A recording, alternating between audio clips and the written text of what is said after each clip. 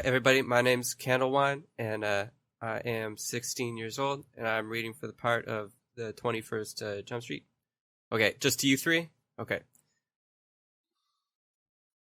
The 3 Keys of Coolness in High School by Janko. 1, don't try hard at anything, okay? 2, make fun of people who do try. 3, be handsome. 4, okay, I see what you're doing here. Can you, I don't know, maybe try to have a little more chutzpah, a little more chutzpah to it, you know what I'm saying? Can you start again from the top, please? Yeah, okay. Hi, my name's Candlewine. I'm reading for the part of No. 21st Jump. Can you? I'm sorry. Who gave you this name? My acting coach, sir. Candlewine? Yes, he said it'd make me stand out. Uh, The 3 Keys of Coolness in High School by Janko. 1, don't try hard at anything. Okay. 2, make fun of people who do try. 3, be handsome. 4, if anyone steps to you on the first day of school, you punch them directly in the face. 5, drive a kick-ass car. How was that? you do know Jonah Hill is reading for this part as well, right? I do know that, sir, but I think I am better at this.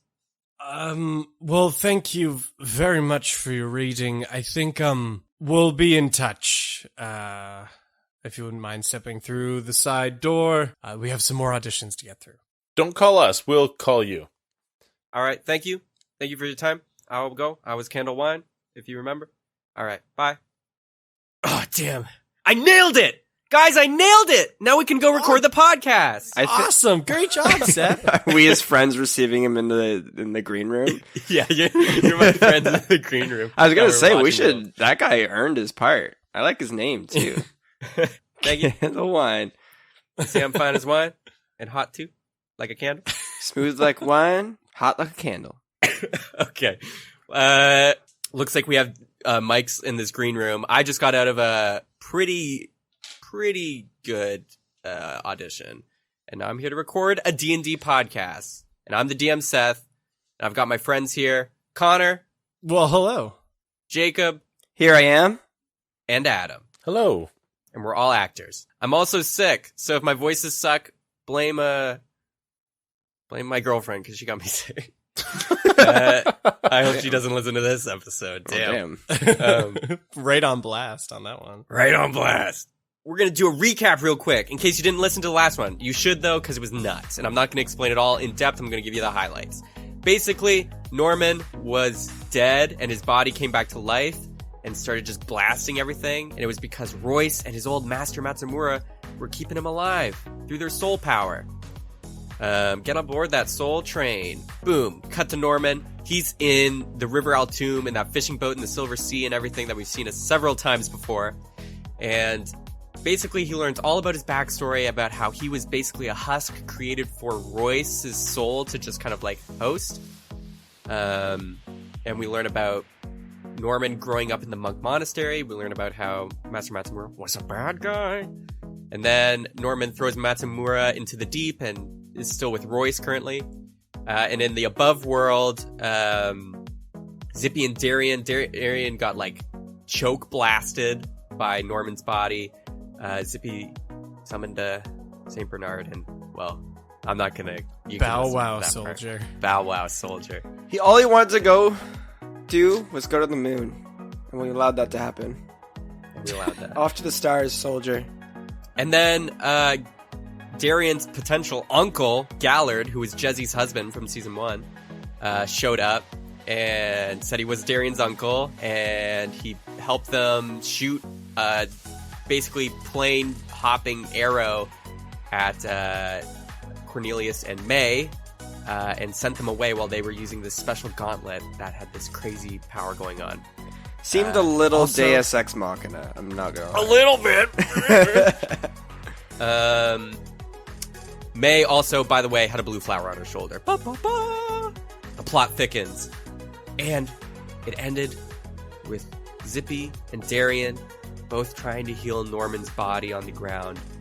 Zippy covered him with his cloak and started to heal. And he Said recited Bramble the Patch. Bramble Patch. Yeah. I don't remember doing that. He would never do that. And now we're going to cut in right after Zippy started healing Darian's body, and he felt some life underneath. Norman's body. But first, before we go to the above world, one last time, we're going to go back into the River Altoum, where now in the Silver Sea, where it's quiet, Chartibus has gone below the sea to deliver Matsumura to the deep, I suppose. And Norman is just in this little fishing boat with Royce. Oh boy! You did it! You did it! I'm proud of you, Norman. I'm still breathing heavily from all the exertion of throwing Matsumura overboard. I don't know what to think. My entire life, Matsumura was my idol. I looked up to him, and he was like a father to me. I look at the tattoo on my wrist again of the Calm Cloud Monastery symbol, and I say, I have to believe that the things that were in his teachings will hold true, even though he didn't really follow them. I look at Royce, and I say, so we're the same person, basically. Yeah, kinda. You are a reformation of me. Kind of an inspired artwork. The better half. You're like a reconstruction of me. The new me. Well, I put out my hand to shake his. I'm going to say, this moment has a bit of a different feel than I was picturing it would, but I guess now I get to shake the hand of death, in a way. He takes your hand too and says, Welcome aboard the team, Norman. Well, you're kind of a part of my team, you're on my boat, and I mean, we can get over the logistics later, I guess. No, you're right. I am on your boat. I'm not exactly sure how you're here, but my soul was supposed to take over your body. Not immediately, but over time. It seems as though your soul has grown stronger faster than mine. But listen. I'm not here to pull any Matsumura crap. I'd rather work together. I kind of give Royce a surmising look and I say, well, Royce, both of us are musicians. I think we can both agree that a single note is not nearly as strong as a note with a harmony. We'd be better as a chord. Yes, I agree. But the reality is that I don't know how to get out of here, and you seem to have a better understanding of this place and what's going on up in I guess I want to call it the surface, the material plane. What do we do? Unfortunately, our fate is kind of in your friend's hands now. You're not dead yet, Norman. Even though you died, I'm keeping us kind of afloat in this boat. You see, Chartibus takes people and transfers them from the River Altoum down to the deep. But because I'm here, he won't do that. Take a look around, Norman. You'll see what I'm talking about. and you look off the boat. And you didn't notice it before for some reason. But on the surface of the water are faces and bodies. It's like people are kind of floating on their back, just all kind of spaced out throughout the sea. And they're just people, lots of people you don't know. And all of a sudden these small little tendril-like hook tentacles come up, grab the bodies, and gently drag them under the water. And actually, as you're looking out, you see in the distance, floating on their back, is Blackjack. I'm just going to gesture to him softly. I'm going to say, I know that one. Well, there's nothing you can do. DM, can I use Mage Hand in this place? You cannot. I cannot, okay. I try, I guess nothing happens. You reach out your hand, trying to use Mage Hand, and you see Blackjack's floating on his back in the water. He turns his head over to you, half dipping his face underwater, and just blankly stares at you. and you just see a tear drop from his eye down into the sea. And the tentacles come up, hook him, and drag him under the water. I'm just gonna put my hand on the boat, on the edge of the boat. I'm gonna say, "You will be avenged, Blackjack. I swear it on my life." Closer to the boat, you also see Gilbert floating on his back. Wow. And he just floats past your boat and goes further off. I can't interact with him at all? You could try. He's pretty close to your boat. Okay, I'm gonna... Like, is he, like, if I lean slightly over the boat, can I, like, touch him? Yep, he's that close. Okay, I'm, like, not aggressively, but I'm just gonna, like, grab the hem of his cloak just to stop him for a second to see if I can get his attention. I'm gonna say, Gilbert. Gilbert. He kind of, like, wakes up as you grab him, and he looks at you. No, Norman? Rest now. You have my word. Your family will be taken care of. Go and rest in peace. I'm gonna let him go. Thank you. Protect the girls. And the tendrils come up and grab him and take him under. I'm gonna kind of look at Royce. I'm gonna say, I kind of feel like his death is kind of my fault on that one. You know, bringing... Yeah, kind of is.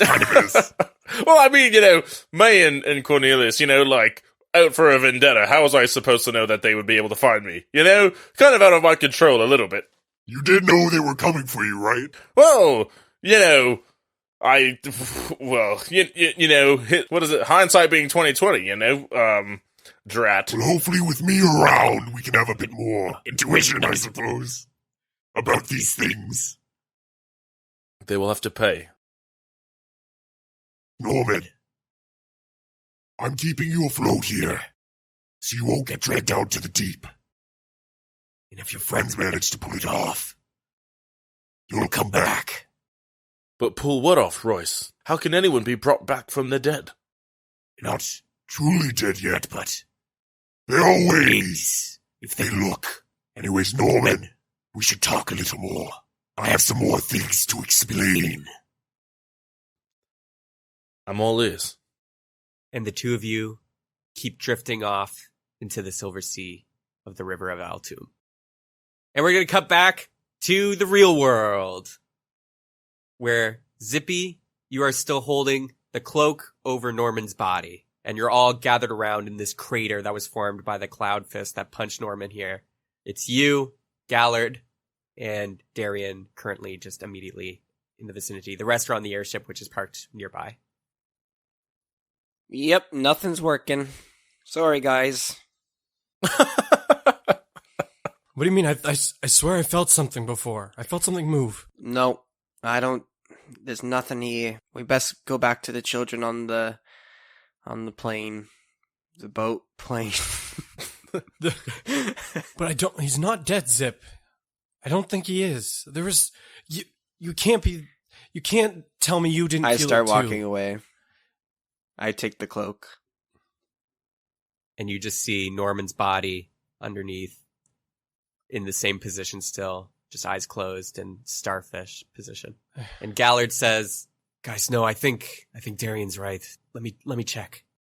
And he goes over and he puts his hand on Norman's neck. He's like, what the hell, Zippy? There's a pulse. I knew it! Oh, I run back. Oh boy, my cloak worked. I'm so happy. I guess it did. That's amazing. Wake up! And he starts shaking Norman. I kind of shake him as well. Like, Norman. You kind of shake him, or like... Like, I'm not, like, jolting around. I don't want to break his neck. I don't want to give him whiplash. Whoops, he died again. Oh, damn. No, I'm just like shaking him back and forth a little bit, like grabbing his shoulders. Just like, Norman, come on. Come on, I know you're not dead, buddy. Come on. Open up those stupid eyes of yours. Come on. Come on, goat boy. Gallard starts trying to pry open his eyes, and he's like, come on, come on! That was a little invasive. I start shoving my hands in his mouth. Oh, say something! And his limp body is just like getting jolted and messed around. And Hello? hands in his mouth. Are you in there? Back on the river, Norman just goes, ugh, ugh, pulls out a hair out of his mouth. Ugh. What's going on up there? I taste the fur as well. Hello? Guys, I think he's like in a coma or something. Oh, but a coma means he's not dead, right? Close enough. If we don't get some nutrition into him, he'll go into a vegetative state. I know a lot about vegetables, but not humankind. Jeez. Let's get him back on the ship. And I kind of pick him up in my arms and start carrying him back to the airship. You guys make your way back to the airship. James is up top, and he's like, oh, what happened to Norman? Is he still evil? He looks fine. Look, I don't know. There's a lot of unknowns about what's happened to him right now. All I know is he's not dead yet. We need to get him some rest. And so I bring him down into the cabin and put him in a bed. You make your way down underneath where the other bodies have been brought. Blackjack's, Joey's, and Gilbert's. You see the kids crowding around Gilbert, and you see Yogurt at Blackjack's head, and they're all sobbing. Bradley has his hand on Paige's back, trying to console her. And he looks over and sees you bringing down Norman's body, and he's like, "Oh, Darian! No, not him too! No, he's not. He's not. No, he's dead! No, he's still Bradley. He's still with You're us. carrying him and he's limp! He's just sleeping. That's what dead people do! I know that much! Bradley, he's just sleeping. It's okay, Bradley. If you think about it, all this was really just Norman's fault anyways. Gilbert's death, it's really a shame. So maybe we just should let him sleep and think about what he's done. You really want to say that to the kids, Zip? Never mind, that was just a bit of a trick. That was a terrible trick! Smarten up, young man. If you're gonna be aboard my ship here, then I won't have any more of your crying, okay? If you're a big man, then you won't cry. After I set Norman in the bed, I'm going to turn to Zip and go, look, can you just get James and get him to keep an eye on the kids for a minute? I need to go talk to, I got to go talk to Gallard. Wait. Maybe I should try giving Norman one of my awesome pills. Remember, it healed you in episode 1. Yeah, I guess it, I'm gonna shove it in his mouth. Real deep. do it. I mean, we don't have a lot of other things going for us right now. Okay, here we go. I pull out one of my pills that I've been carrying around. I haven't used them much, but they're for special occasions because, to be honest, after the whole monkey thing, I kind of gave out a lot of free samples. That's true. So I need to restock soon, but I'm going to use this one on Norman. Okay, Darian? Yeah, I mean, if you think it'll work. I know it'll work. And I shove it in his mouth. Chomp, chomp, chomp. Push his teeth together to get it into a powder state. And then I open his mouth and I try to blow the powder down his throat. Oh my god. That's the best Oh, picture. man. That's the best picture. This could take up anywhere from 2 hours to 6 months, so we'll just have to wait a bit. But I'm sure I'm gonna roll it'll... something real quick. One sec, I gotta roll something. Oh no. Norman's body laying down in the bed, after you put that in, you see his veins start to pop, and his body turns over. Like he's awake. Like he turns over. Like he actually moves. Oh, like he rolls over, like Yeah. still asleep? Yep. Oh, I knew it. Oh my gosh. Don't you ever say that I, Zippy Westboro, am not a team player. And look at this. I gave him one of my last pills. Norman, sleep sweet dreams. People in comas don't roll over, so... Oh, so he's faking. I don't Is that what you're saying? No, so I think we're maybe through the worst of it at this point. Let's just let him rest for now. Wait, DM, I gotta ask. Like, I'm sorry to interrupt, guys. So, DM, like, Norman rolls over, but, like, his eyes are still closed, like, he's still sleeping? Yep. And he doesn't move after that? Yeah, no. What? Oh my god, what does that mean? I will say Norman's veins that were popping stop and they go back smooth. Is he dead? I mean, what was that poison? I have no idea. It was a magic Zippy pill. Oh my gosh, what the heck? We haven't been using those for the whole last 2 seasons. I don't have many. He gave them all to like 100 monkeys. And who knows what they did with those? The monkeys probably all died because of the pills. Yeah, Norman goes back into his like coma. Darian, you said you wanted to go talk to Gallard? Yeah, I want to head back up to the top deck and find him. He's on the top deck, and he's just looking off into the distance.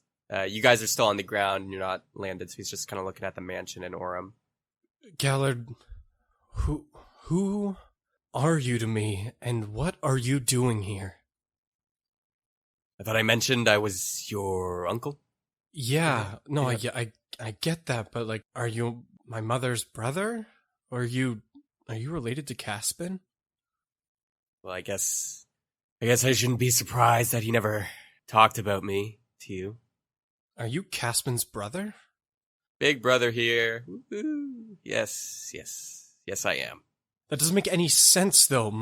Caspin's an archfey. How does an archfey have a brother? How does that happen? The archfey come from the tree. They come from the Tree of Seven. That's where... Are you from... What does this mean? Are you from the tree? Are you an archfey? Is there another one? No. I'm not an archfey, no. But my father is. Yeah, well, he wasn't always an archfey. I don't know. Maybe I should stop talking about this, because this guy, if Caspin found out, he would... Caspin's not here. Yeah, you're right. But he's like the boogeyman, you know? You say his name 3 times, he might show up. Maybe in the Feywild. Honestly, maybe. Fey creatures don't give a shit about the Prime Plane. Okay, so Gallard, me, Caspin, your dad.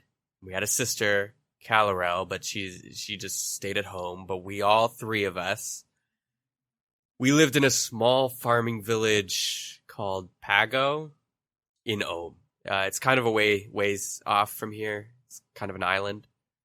But we were all 3, well, our whole family, all our uncles and aunts too and cousins we're all elves, but we, specifically Caspin and I, were super obsessed with elven origins and like where our people came from and our heritage and stuff.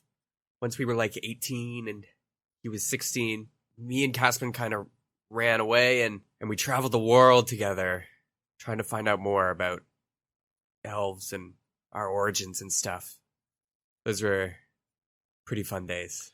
What do you mean origins? I thought we know our origins. We were abandoned by a god in the Feywild, and some ended up in the Prime Plane, and that's, well, I guess you and the other elves. It's not entirely a mystery. What were you hoping to find? Well, we didn't know that. We were on an island. We didn't know anything. And you're right, yeah. Aurella did make the Eladrin, and then eventually they kind of split off and moved to the Prime Plains. We wanted to get back to the Feywild and meet Eladrin, the actual Archfey and stuff, and see where it all began. Anyways, we traveled across a number of planes and had a lot of adventures and stuff.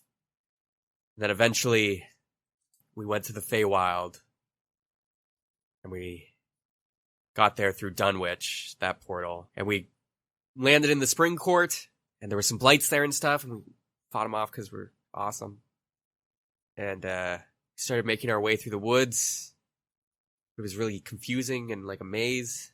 Eventually, we came across these Eladrin and Satyr and sprites and all these Feywild creatures that we'd never seen before. And they were having like this crazy bonfire, but instead of a bonfire, it was like this massive firefly. It was like the size of a bear. And it was dancing around, and everyone was having fun, and people were playing the pan flute, and we got to talking, and they taught us and all that stuff. Anyways, while I wanted to just learn about the Feywild and stuff, Caspin was more interested in the Archfey And yeah, he found a gazer. Do you know what those are? I'm familiar with the name, but not with the actual thing.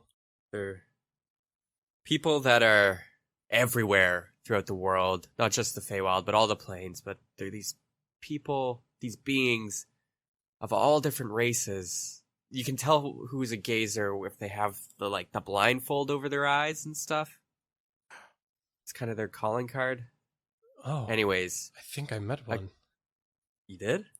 Well, we gave him some stupid name like the Red Bandit or something ridiculous. But back when we were in the castle in Orem, we came across this crazy Genasi. He spoke in vague terms with a red blindfold, and odd that it's red. Their normal getup is just completely white. oh, maybe it wasn't one then. I don't know. We didn't get much from him. He said someone was looking for him, but they would know they were looking for him. It was a little confusing to follow, and honestly at the time we had a lot on our plate. Maybe he was. They usually talk like that. Anyways, Caspin found one in the Winter Court. They led us to the Tree of Seven.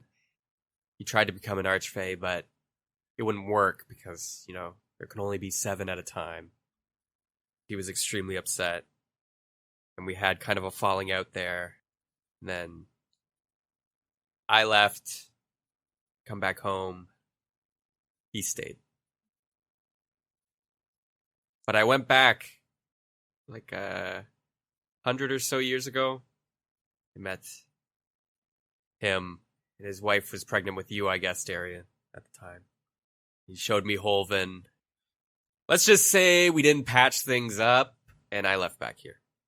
That's how I recognized you when you came in, because you had the ring, and he told me he was going to give that to you and stuff. But enough about me, and enough about your dad. I came to talk to you to find out one question, really. Why the hell are you here? I'm sorry, there's just a lot to take in. Well, imagine my shock when you show up at my door on Eladrin, and Feywild people don't leave the Feywild, ever. Yeah, you're right. We don't. Unless we're, exiled. What? Yeah, I, kind of committed a taboo amongst, my people, and,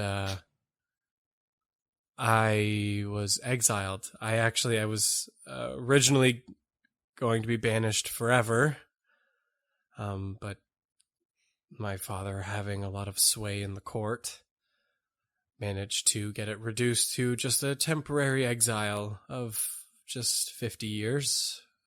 And so I was sent here about, I don't know, maybe 3 months ago now, 4 months ago, I guess. And so I've still got, 49 years and 8 months left of being here. That's a raw deal. It's not super great, but I mean, in the lifespan of an elf, it's just a small slap on the wrist, I guess, comparatively to what it could have been. Wait, so why specifically were you exiled? This, actually. And I hold up my sword, my switch. I'm not sure what things were like last... Oh, shit. Oh. Yeah. That's the robo stuff, right? Yeah, this is Mechanos. So, okay. I don't remember what it was like when you were last there, but after the Mechanos Feywild War, all Mechanos technology became forbidden.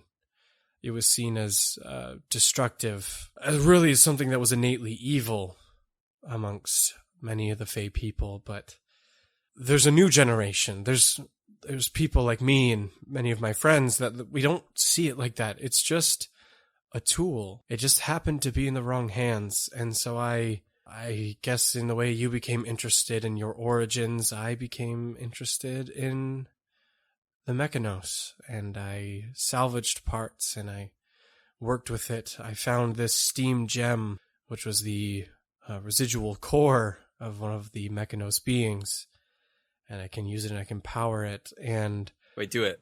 Sorry. I get really interested. Sure. And I switch the dial to the steam gem and I activate it. And you see the steam swirl around the blade as it shifts and forms into the Buster Sword.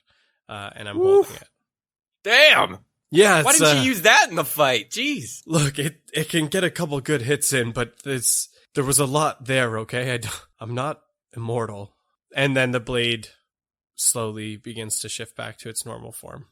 I showed it to some of my friends, many who were interested in it as well, but one of them ratted me out. And What was their name? Beans. It's look, we have a lot of plant-based names, and his name's Bean Sprout, and so we just called him Beans. Anyway, he had started to agree with kind of the older ideology that it was something not to be tampered with, and when he saw how much I had been investing into it in time, he saw it as a danger, and he ratted me out to the court. And while the High Court did not take kindly to that, particularly based on who my father is, the ruler of the court, Elvie, the Sunsprite Queen, she's another archfey. Kind of like my aunt, too, I guess, in a weird... She's the worst. Yeah, she's a little bit of a stickler for the rules. I would not trust her with a 10-foot pole. I trust her enough to know that she'll always stick to the rules. And when you can start to predict those kind of things, it's not so bad. But regardless of our family status, she had to abide by the law. And luckily, as I mentioned, my father had some sway, and we managed to reduce the sentence duration, but the exile remained, and now I'm here. Now I'm here, my friend's in a coma. I have multiple other friends who've just died. Talking to apparently my uncle, who I've never met in my life, finding out my father's not even from the Feywild, was never an archfey to begin with, and became one, and I feel powerless and stuck, and I don't know where to go next. Well, how about before we go anywhere, we head back to my bakery and we get some donuts. I think I could use that. But before we do that, we need to take care of the kids first. Yeah, with donuts. That was why I suggested. Oh. Yeah, I don't know if they'll have much of an appetite, but maybe it'll help. Look, this conversation isn't over, okay? I know next to nothing about who my father really is, apart from what you've told me, and I can't just let that go. I need to know how he became what he became. I need to know. That's just all there is to it. Yeah, we can talk. And also, Darian, I want to apologize for being so blunt with you or telling you to get out of my shop earlier. Yeah, I was just super surprised, and I was still mad at Caspin, but I shouldn't be taking my anger at him out on you, and because clearly you're not the same person. You're much more boring. See, a lot of people tell me that Caspin's this good time, but he's never been that to me. So, look, let's go help the others. The two of you walk down the steps, and Gallard says, Zippy, hey, donuts? Donuts? Well, I'm not very fond of donuts. Okay, donuts for Zippy. So you get a jelly donut. Kids. Guys, yeah, maybe donuts won't fix this. And he looks over and the kids are all still just sobbing. And Yogurt's still in shock. It's been a long day. I kind of go over to the kids and just kind of collect them over a little bit and stop them from looking at the body and just get them to look at me. Kids, I know this is very hard. It's been a wild day. It's been a sad day. And this is probably going to be one of the hardest days of your life. But we need you to be strong. We're gonna make sure you're looked after, in the same way that your dad helped look after us. Paige and Marley, sobbing, just nod. And then they hug you, Darian. Yogurt stands up, looks at you, Zippy, and says, "We should bury them." I look down and pull down my drunkard's hat over my eyes and just do a little nod.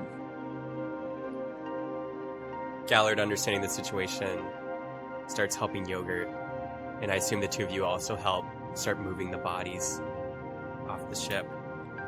Can someone help me with Norman? Norman's not coming off, Zip. I thought we were burying the bodies.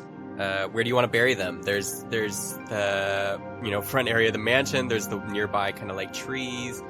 There's a tree in the backyard. There's like the front gate area. You could bring them somewhere else if you wanted. I like the tree in the backyard.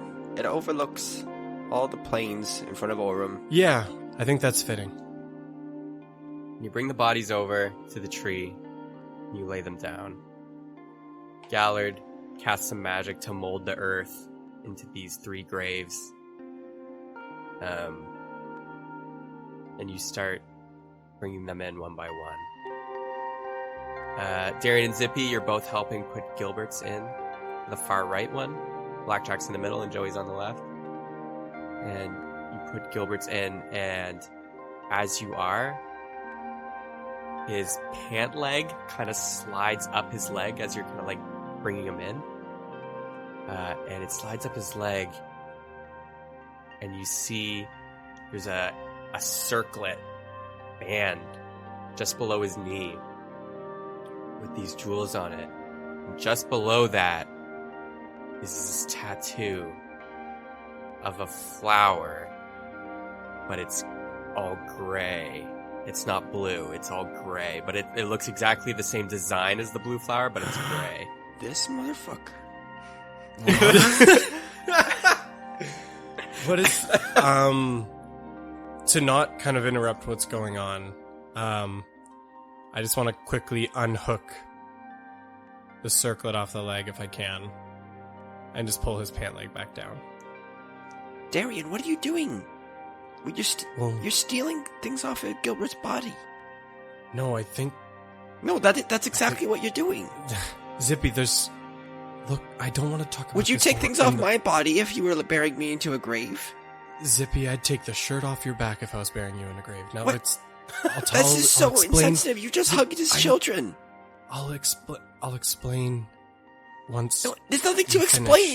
You're taking his Zippy, circlet. Zippy, they're standing right there. Please, don't make me do this. I don't know what to do. This is super embarrassing, Darian. Zippy.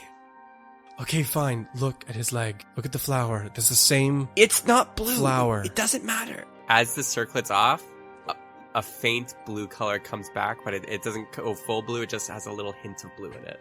Look, it was suppressing the flower in some way. No, we're just seeing it under a different light. Zippy. I moved out of the way, and Hey, now we can guys. see it's a bit. Hey guys, how's it going? Why are you stalling? Nothing. Paige comes up. Everything's fine. We're just laying him down gently, right, Zip? Yeah, very gentle. And I set his leg down, and I climb out of the grave.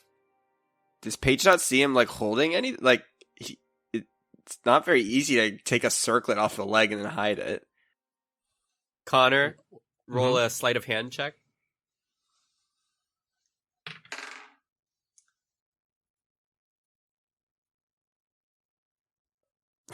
What, you're just not gonna say What'd you anything? get? 13. Darian, what did you take off Gilbert? What did you take off him? Your father has this very important magical item. It seems to stop. What are you talking about? You took it off him. Put it back. All right. And I clip it back on. And the hint of blue fades away to gray. Thank you. Gallard's like, all right, we done? Okay. And he kind of molds the earth back so it covers the bodies. He reaches into his bag and pulls out some flowers, places them on each of the graves with these rocks as well, so you know that, these are graves. Does anybody want to say a few words, or I shouldn't do it because I didn't know them. So I didn't know them too much either. Maybe a total of maybe 2 hours. Hey, Yogurt, would you mind saying a couple words for Blackjack?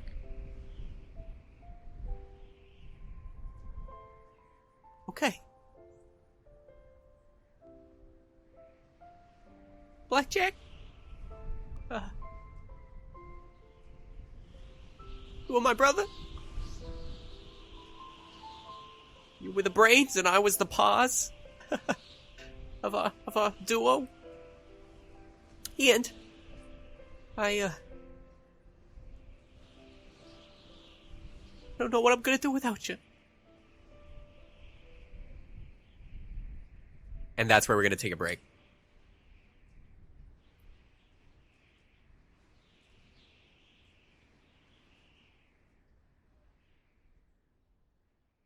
Hey guys, welcome to the mid-roll for Cheaper by the Dungeon. Adam here, the voice of Normandy. That's if he ever comes back to life. Sad first half of the podcast, huh? Wasn't really expecting it to go that way, as it is with live play. Either way, hope you guys are loving it, and hope you guys stay tuned for the second half. Lots of cool stuff, lots of cool twists coming up for the second half too. Okay, just a couple quick announcements for you. First, our sponsor this week is the Lovecraftians podcast. Have you ever been in a position where you're in the mood for a live play podcast, but you're wondering what other flavors are out there besides D&D? Maybe something a little more modern or even a little more like weighted or spooky? Because that's what you're going to find with the Lovecraftians. They play Call of Cthulhu. Of course, it's heavily inspired by Lovecraft's writings all about the Cthulhu, of course. It's an all-women's podcast, and for anyone who doesn't know, Call of Cthulhu is a little darker than most D&D atmospheres. You have to roll for sanity, you have to do investigations, everything requires a lot of risk. It's a lot more about running for your life and just staying alive than it is about kind of like running into battle and being the hero. It's a little darker, but it's a really nice change of flavor. So I would really, really recommend it, especially the Lovecraftians podcast. Actually, do you know what? Here's a small audio clip teaser for them right here. It is absolutely necessary for the peace and safety of mankind that some of Earth's dark, dead corners and unplumbed depths be let alone, lest sleeping abnormalities wake to resurgent life, to newer and wider conquests. H.P. Lovecraft. But what if the worst should happen, and these words go unheeded? The darkness deepens, but you'll find you're not alone with the Lovely Craftians, a Call of Cthulhu actual play podcast, available at lovelycraftianspodcast.com or your favorite podcasting app. We all roll for sanity together here. Okay, other announcements. So, next week is our 1-year anniversary. Can you believe it? Cheaper by the Dungeon has been running for an entire year, growing, learning, improving, all while making amazing memories. So we are releasing a bonus episode next week as a special thank you to all of our listeners and supporters. It's a one-shot coming out next Tuesday, so that's September 9th. Now, this one-shot is kind of special because it's actually going to serve as a teaser for the adventure guide and campaign that Cheaper by the Dungeon is making. So for anyone who's gone to our Patreon page, they would have seen that one of the tiers that we have is the free downloadable PDF of this campaign guide we're making called A Land Untamed. The problem is it actually takes a lot more work than we originally thought it would to make an adventure guide with all the stat blocks and all the details, trying to predict, okay, what is everything that a player can do, and how do we kind of predict it and give them something to do there. And it's finally just about done. We're just putting the final touches on it. So we thought, what better way to tell people about it and to kind of showcase it than to have some of us play the first chapter of the campaign for you guys. So we already recorded it, and I can safely say it doesn't contain any spoilers, but it really showcases the world, some of the hooks that are in there, and some of the core mechanics that we put in there that we believe make it a really unique adventure guide and one that should be in your repertoire. Most importantly, it also made for a super fun one-shot. So even if you've never thought about our Patreon ever, check out the episode anyway, just because it's a fun little detour from the main series that we're doing. Anyways, moving on, here's a list of all the places you can find us. Twitter, the handle is Cheaper Dungeon. Facebook, the handle is Cheaper by the Dungeon. Instagram, the handle is Cheaper_Dungeon. Boom. All got them out of the way. Our next regular episode is going to be coming out the Tuesday after the bonus episode, so that's going to be September 16th. Also, don't hesitate to tell a friend or a family member about our show. If you like it, they will too. And of course, if you haven't yet, go show us some 5-star love on iTunes. Besides that, thanks guys so much for sticking around. Enjoy the second half of the episode.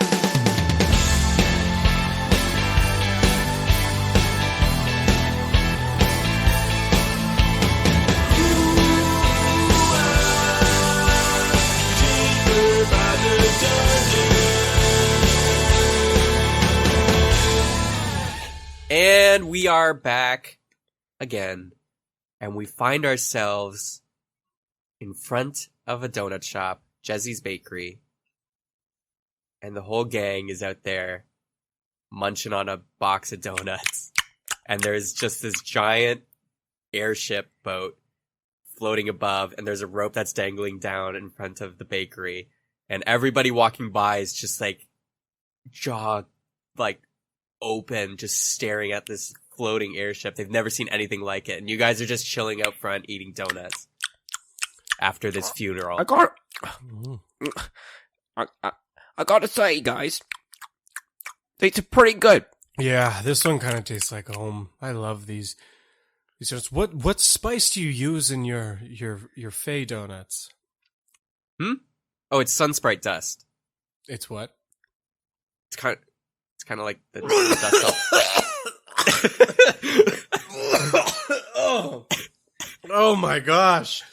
It's what? It was Sunsprite dust. It's the stuff off their wings when they fly. Hey, Red Bull gives you wings. So do my donuts. Yeah, good point. I keep eating the donut. What? It's a good donut, Zip. Why did you throw up then? I didn't fully throw up. It just really caught me off guard. I wasn't ready. So you spit out food you don't, you think you don't like? I didn't spit it out. I just coughed. I was startled. I inhaled a little bit of the dust. I wasn't prepared, but it's a delicious donut. Now's your time to play like a replay of just being like Connor saying, "What?" This throw up sounds. Play it back. Play back the tape. Zippy, yours was just a Boston cream. I throw the donut on the ground and step on it. All right. Oh, now who's being rude? Zip? All right. Thank you, Jezzy. I think your name was.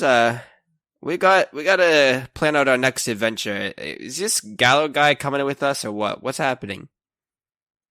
No. I didn't introduce myself, by the way.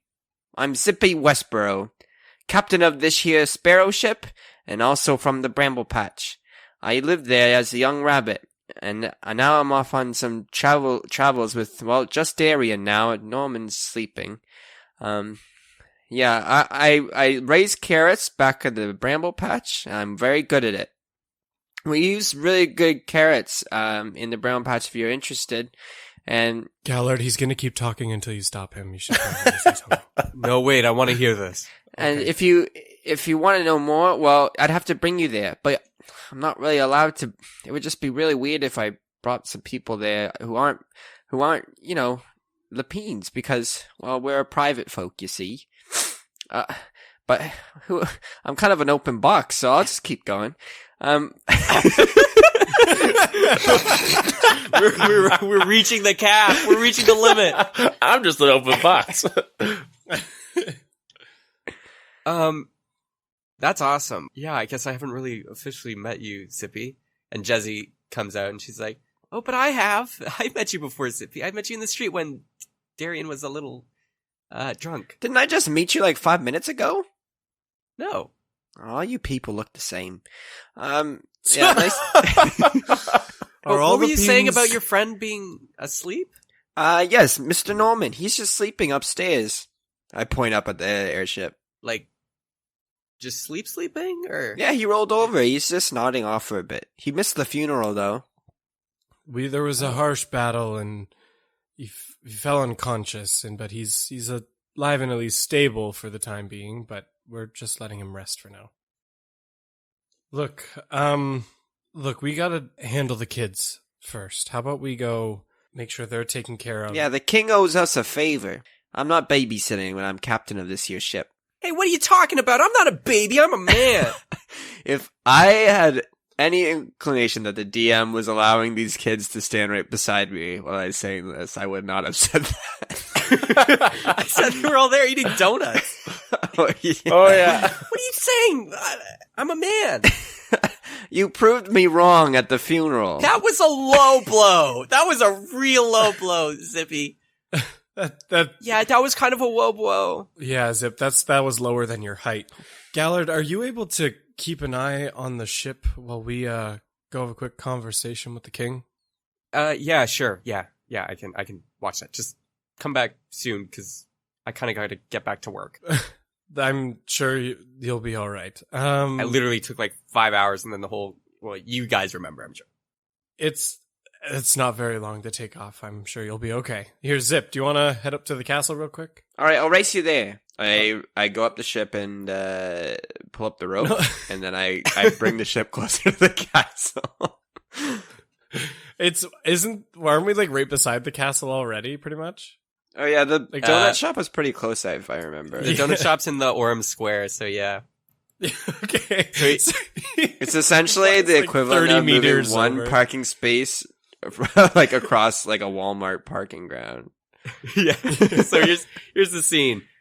Zippy, you look down from the airship and you see Darian like booking it across the square to the castle, and you're just like, you pull the lever back and you burst forward and hit the brakes, and you're like, shoop, and you kind of bump into the castle a little bit. And everyone's like screaming, and the castle, yeah. And some stones crumble off the wall, and you can see a dent, and you're like, I'm here. And then Darian comes up to the top and out of breath is there with you. I beat you, Darian. You got me, Zip. I'm the fastest one out of the team. With technology, sure. And with only two of us now, it's not too hard to draw the lines of who's best at what. Well, that's why we're gonna go wake him up. I think we're missing a little bit of a dynamic here. Here, let's head inside. He's a little scared. He gets hidden under my shadow. I cast such a huge shadow. Zippy says to himself. Just like... All right, I'm coming, Darian. And you guys go into the castle, and you go into kind of the throne room area, and you find Colm. Yo! And he's shaved. He doesn't have his beard anymore. He's shaved. Wait, Oh. where's the king? Hey, guys, it's me. Guys, without the beard, it's me, Colm. Remember the guy that this was my face. Like, you spent more time with me with this face than with the beard. I Yeah, remember why'd you us shave it? leaving a man on the throne. Oh, jeez. Okay, Man. Zip, he's still a king. Yeah, and he owes us a favor. Okay, It's so good to see you guys, though. What are you doing back? Yes, we have unfortunate news, actually. Where we were staying, the estate, we were attacked, and unfortunately, Wait, Gilbert's mansion? Gilbert is gone. What? Wait. Gilbert's dead? Gilbert's dead. Yes. Oh. What happened? Should I be concerned? Should I have the guards? Guards! No, it's been handled. We were attacked by some would-be assassins on they were targeting Norman, and unfortunately there was some people caught in the crossfire, and Gilbert happened to be one of them. And so we managed to protect his daughters, but the estate was in flames, and they're currently without a home. And so we need a favor, and I have a request of you. We have a request of you. What I would like to ask is that until Marley comes of age, that you oversee Gilbert's estate and the restoration of it, and when she comes of age, that it be released back to her so she can take what is rightfully her inheritance. I owe you guys my life, obviously, and yes, we can do that. Maybe I'll stick the girls with the Ranbjorgs and Bradley and them. Do you think they'd like that? No. Brad, No? I'm speaking for... Look, I owe this little girl something now that her little daddy's kind of kicked the bucket. But that Bradley's a little predator, I gotta say. And it would not be a good idea to put them together. Actually, I think I know of a couple they might be in better care for, but I want to make sure that they're not a burden on this other family. So if they can have the resources to still care for the children, I think that would work well too. Sure, yeah. If you think that's best, just let me know and I'll make sure they're checked up on as well while you're away.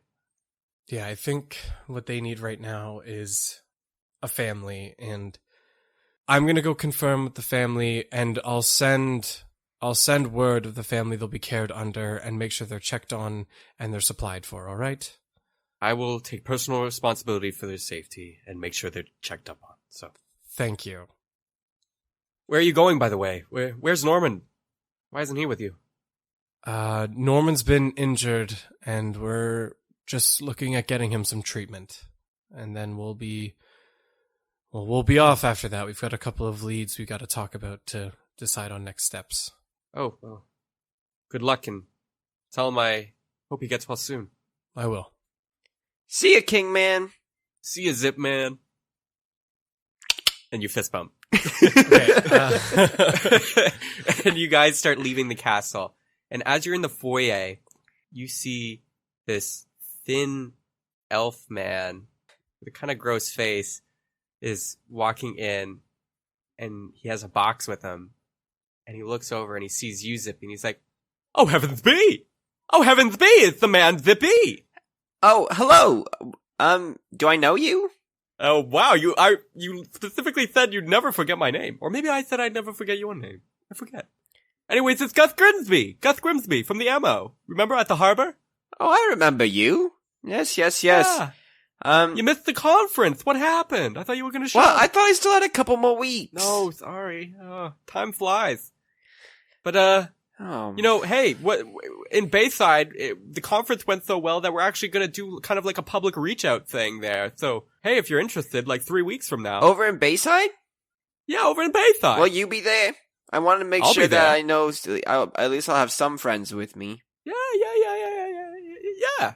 Well, friend, whoa, that's moving a couple steps, but that's okay. It's okay. I move quickly, just like through friendships. By the way, there was also a man there at the conference, Chris. Do you remember Chris? He went to the Bramble Patch. I could never, ever forget Chris. He was the one who Chris. opened my eyes to what I was truly missing out on. Oh man, we all have one, right? There's always a gateway, man. I couldn't believe it when he told me. Oh, I bet. I was pretty stunned too, and man, the profit margin's too insane. I've made like, I don't want to talk about my earnings actually. That's okay. Anyways, me neither. Because mine are, if I'm being honest, mine are pretty bad. A whole bunch of monkeys kind of,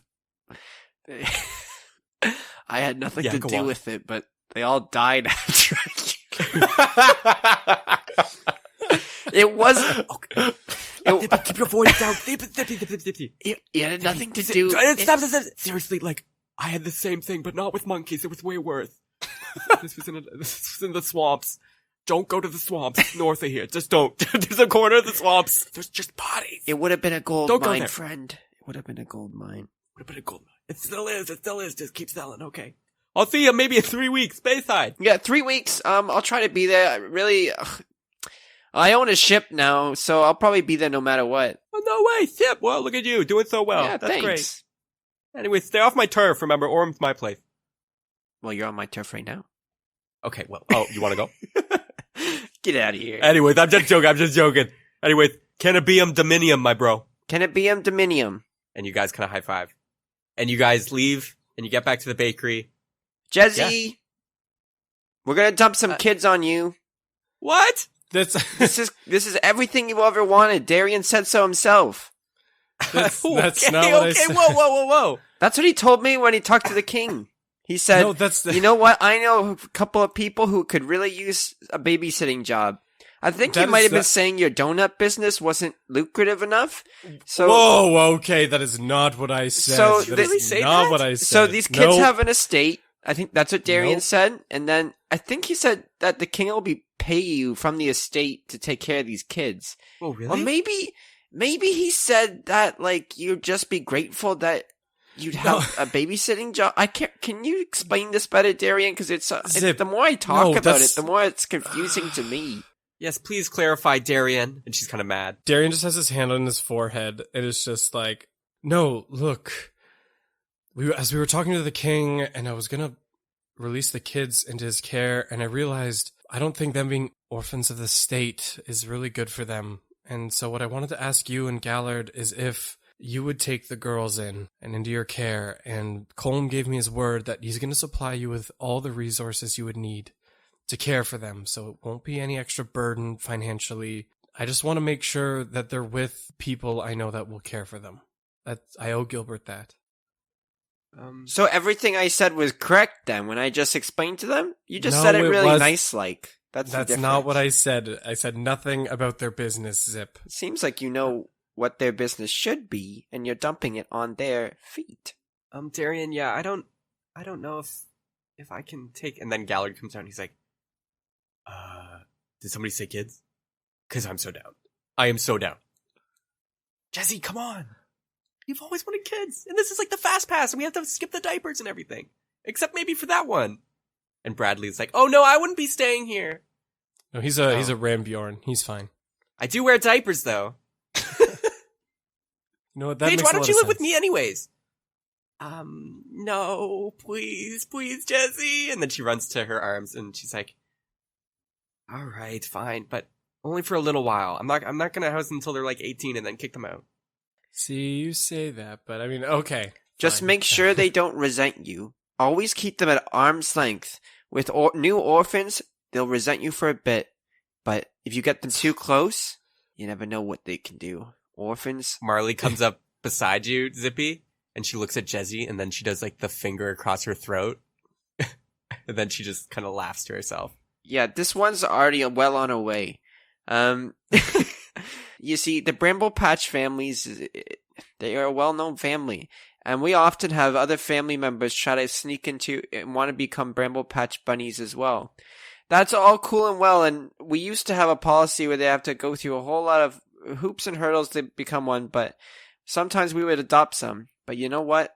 They shut down that program because, well, you're never truly family, are you? And I look at Paige. That was so dark. But you have a chance to do what you want and make your way in life. The doors are wide open. You could die tomorrow, or you could outlive me. That's not. She starts tearing up as you say die. Anyways, I'm not good at this stuff, so so that's one thing I'm not good at. I'll leave this to Darian. He's a much better. He's good at color making, speech all colorful and everything. I don't know how to follow that up though. Okay. Look, anything you would need, you can contact the kingdom. Colm gave me his word that he would personally see to their care. So you have a direct line. I'll send word back to the castle that they'll be in your care, and anything you could need, you just need to reach out to them. And if anything goes wrong, contact me, and I'll make sure something gets done. How will they contact us? Oh, there's a lot of magic in this world, and we're familiar enough. You could use a sending or something. Someone around here could send a message, I'm sure. I'll do it. And Gallard's like, yes. And then he looks at Paige and he's like, hey, I'm gonna be like your dad. And then she's like, Ooh, too you're much. so what? And then she looks at Zippy and she's like, what is happening? Arm's length. You don't want to hurt yourself or hurt them. But discipline is still important. And I don't know, maybe a spanking here or there. And then Paige is like, yeah, spanking. Me, Spankinator! Spanker of all worlds! The spankiest of all spanks! Oh, Man, not my best work! You can tell she's never been disciplined. And Marley and Paige run inside the bakery, kind of laughing, and they seem to be content with this. And Bradley kind of goes with you guys and is like, well, we did good work here today, guys. Am I right? Bradley, go home.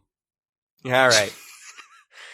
Damn. And Bradley just walks off. Look, I've only got so much patience, all right? Well, Zip, Norman might be out of commission for a little while. Where do you want to go? Well, I think it's important that we follow any leads. I think any information can help us, wake that poor boy up. I don't want to be listening to snoring every night, Darian. You know I hate that. Well, we could head down to Leek's Garden.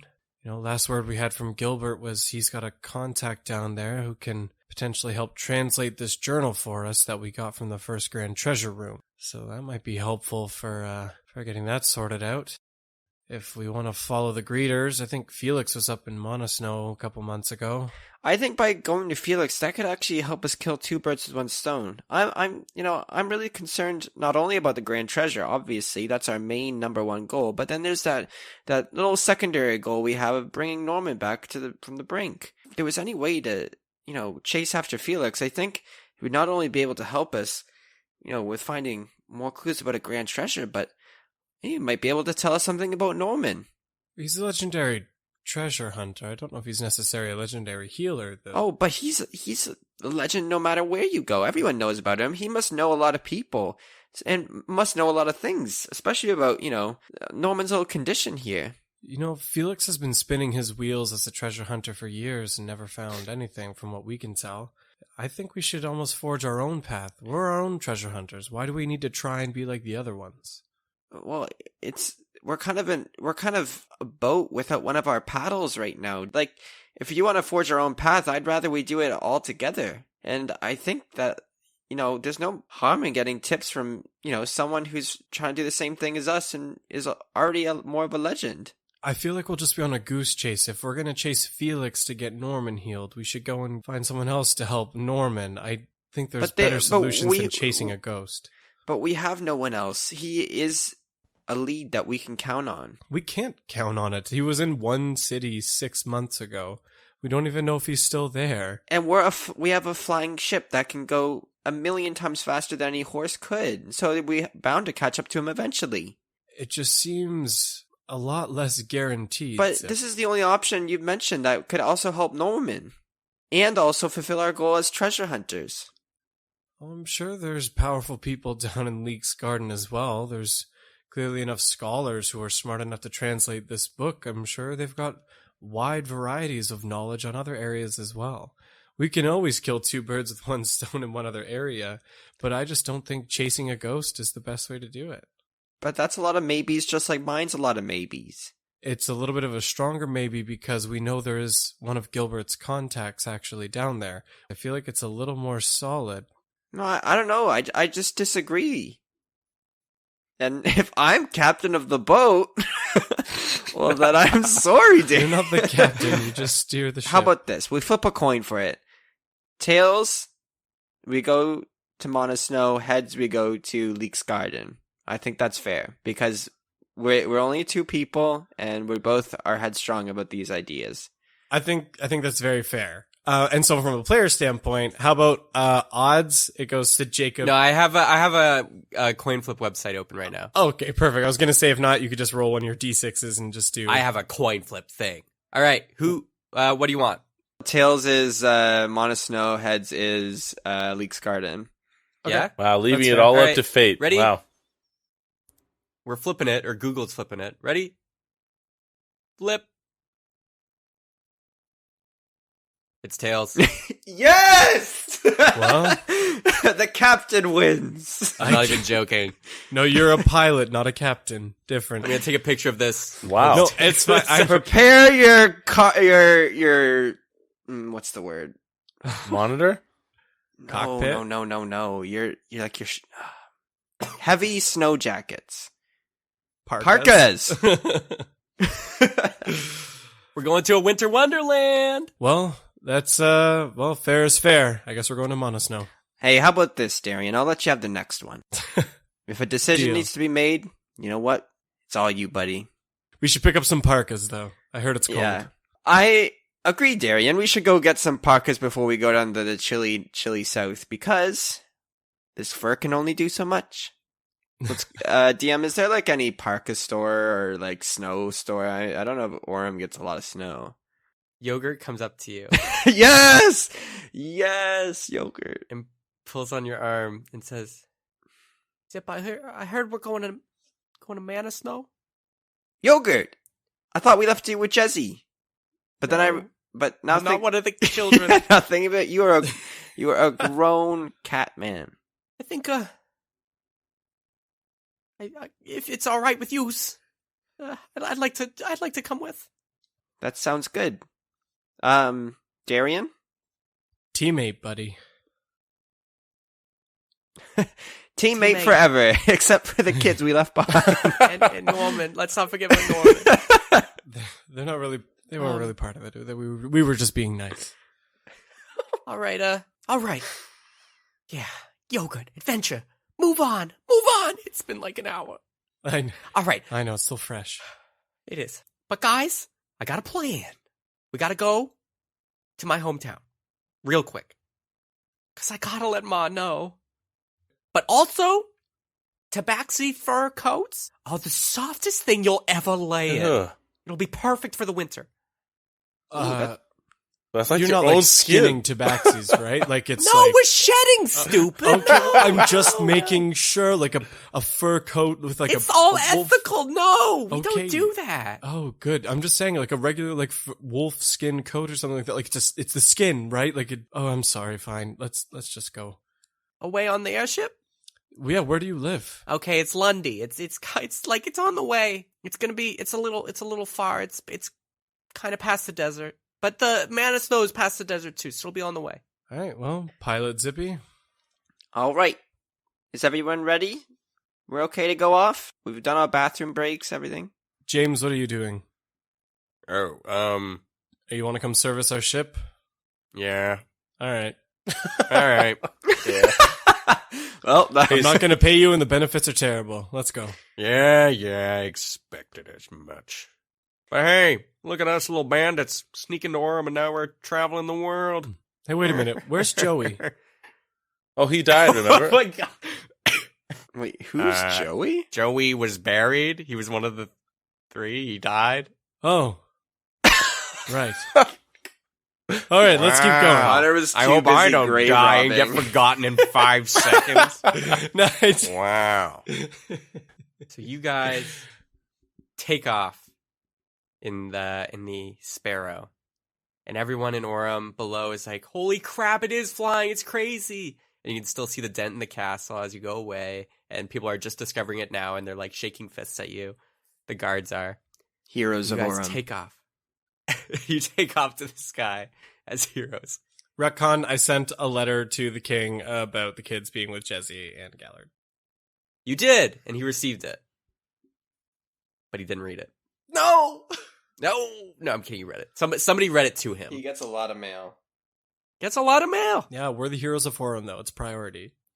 So you guys are headed off, and as you're flying through the skies, you see the breathing chasms where you started, and the cracked land, and you can see it's just chasms, and it just looks like the ground there is just cut. It's like there's a million cuts and slashes into the ground, which make these deep chasms.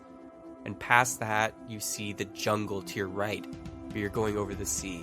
And below you, you see what's Bayside, and it's this tropical kind of coastal place, and it's near the jungle area. You fly past it. And then you see this huge, just like, bridge, this like naturally made bridge where there's holes in the dirt. It's just stone. It's made there from the waves crashing up against it, but there's holes now, and it's this huge, thin, like, landmass that goes from the edge of the jungle into this new kind of, like, woods and plains area.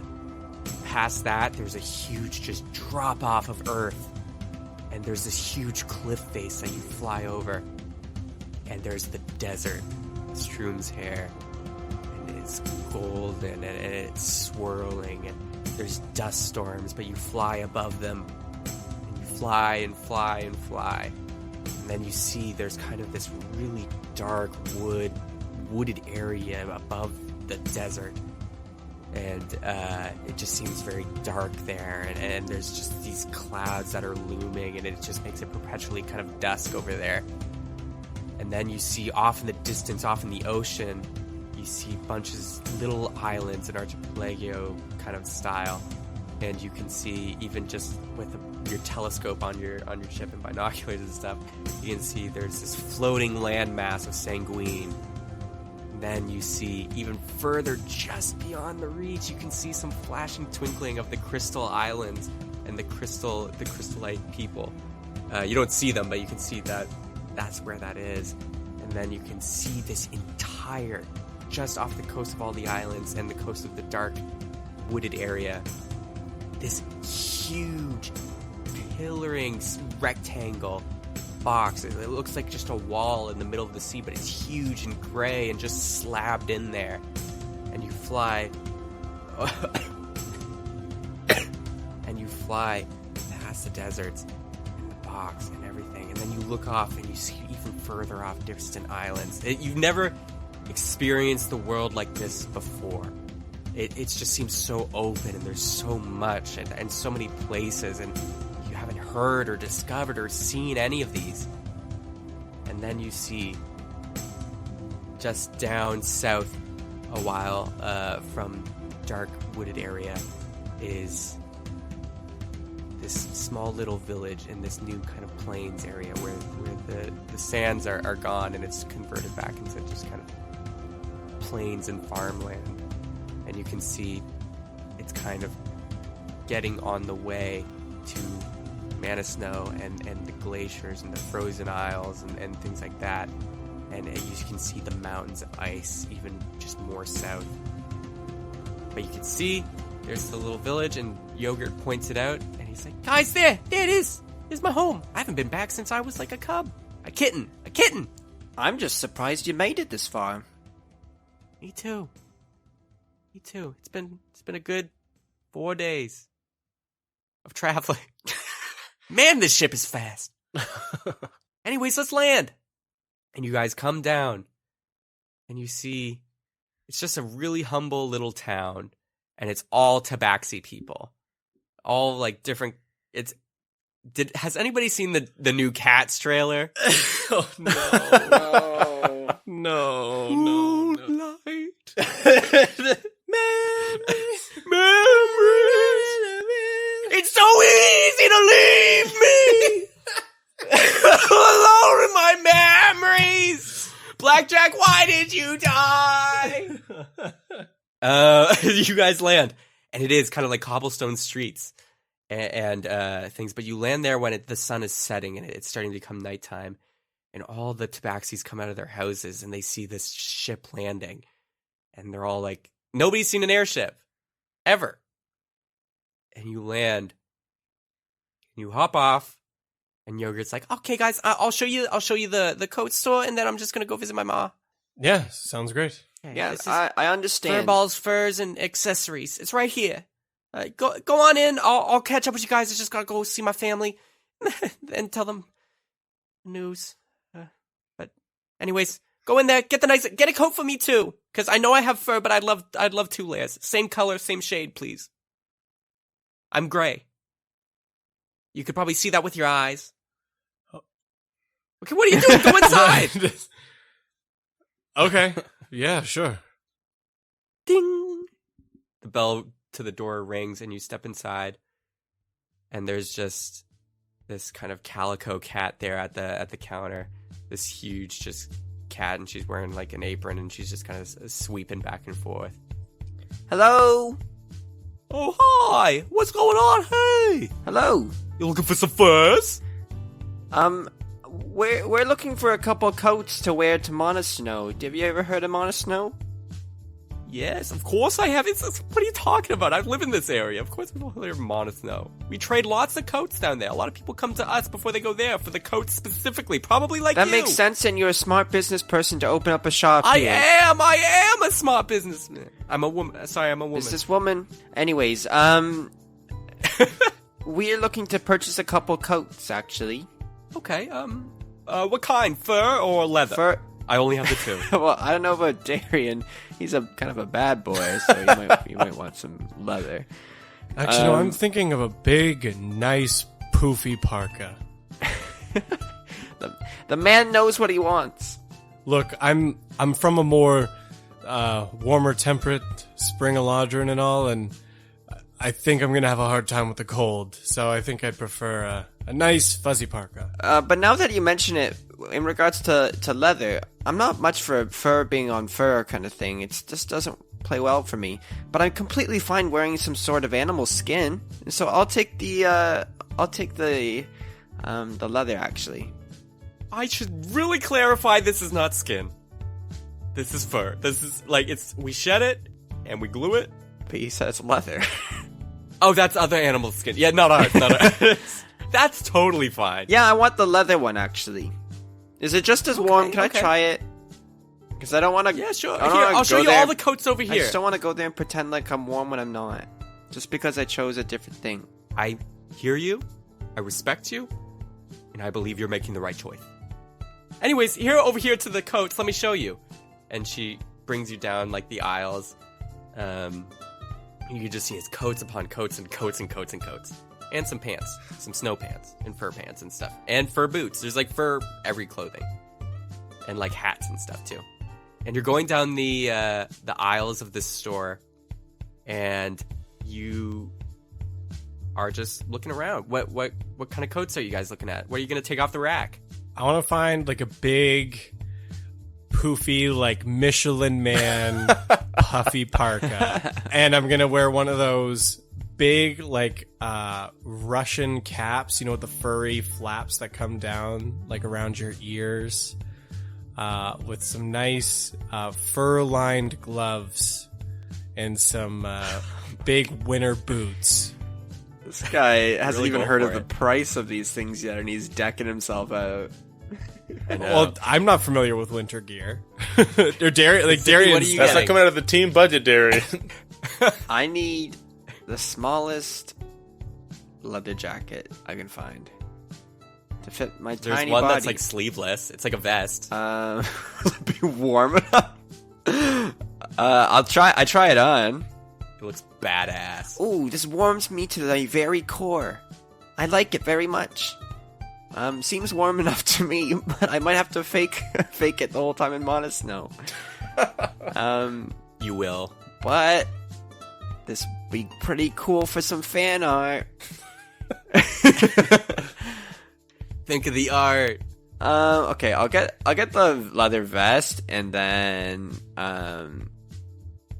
do we have like any like ankle warmers around here? Yeah, there's some like, you know, like those like 80s workout video stuff, Yeah. like the leg warmers. Yeah, I'll grab a couple of exactly a couple of those. Okay, perfect. So you got this leather vest on and two leg That are warmers also black. that are I guess also I just black. Okay. assumed Do the you want leather it- vest was do you want a black. hat or anything? but no, I already have a hat on. Oh yeah, that's true. Well, it's a straw hat. Yeah, good enough. By the way, you can tell there's alcohol just in the back room of this place. Noted. Okay, so you guys are trying out these outfits, and Darian, you find yours, and you're decked out in this full parka and fluff gear, and you're looking through the aisles for Zippy, and you turn down one, and you see someone who's like 4 foot tall, and they're like in this huge, just kind of like fur coat, and they're trying something on, and you go over, they're like the same size as Zippy, and they're wearing this coat and this hat and everything, and you go to like tap them on the shoulder, and you're like, "Hey, Zippy," and they turn around, and you see it's not Zippy, but a dark green goblin, and on their head they have like this fur hat, but just beneath it they have this thick tree bark like mask that's just above their eyebrow. And they're wearing this like long coat underneath, and they just turn to you, and it's a goblin, and they're kind of spooked. And they say, "Salutation, fellow traveler and compatriot. My name is Peterson." Oh, sorry, I thought you were someone else. If I may ask, what is the mask for? It allows me to see things from a different realm than here. It allows me to see things in this ethereal plane. Oh, I've been there. Oh! Yeah, that's it's pretty neat. Do you look into the ethereal plane often? He pulls back the fur hat, and then he pulls the mask down over his face, and there are no holes in it, but on the front, there's like a bunch of like white painted eyes and different shapes of eyes and different pupil dilations and things like that. It's not moving, but he kind of gives you like a look up and down, and he says, "I can see now that you have been to the ethereal plane, even recently." Oh yeah, I just pop over. Tell me, what is your name, tall one? I am Darian Branch of the Feywild. And your name? My name is Peterson, the sole survivor of the Eastern Spear Goblin tribe, and the sole apprentice of the late Grand Mage Althazar Graylin. Tell me, tall one, where are you traveling to this time of year? My team and I are heading up to Monosnow. We have some investigating we need to do. Monosnow? Do you intend to travel on foot?